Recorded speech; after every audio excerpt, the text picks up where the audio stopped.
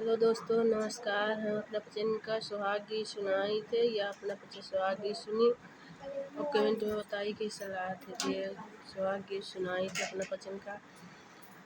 अरे काऊने नगरिया से आई रे बारातिया, रे आई रे बारातिया, रे काऊने नगरे भाए सोरे रान के सुहागे बायर काऊने नगर भाए सोरे रानी के सुहागे बा। अरे काऊने नगरिया से आई रे बारातिया, अरे आई रे बारातिया, रे काऊने नगर भाए सोरे रानी के सुहागे रे काऊने नगर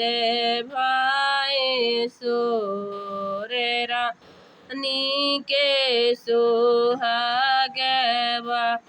अरिया बाधन नगरिया से आई रे बारातिया, रे आई रे बारातिया, अरे जाना के नगर भाए सोरे रानी के सुहागे बायर जाना के नगर भाए सोरे रानी के सुहागे अरि के दुआरा बाम बाजने बाजैया रे बाजने बाजै, अरि के दुआरे सहाना ईरानी के सुहागे बायर के दुआरे सहाना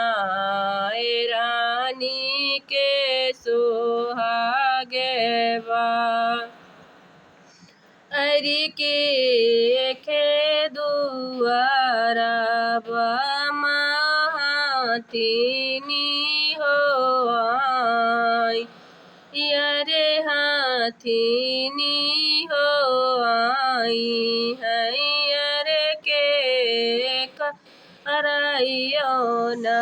खरे माने रानी के सुहागे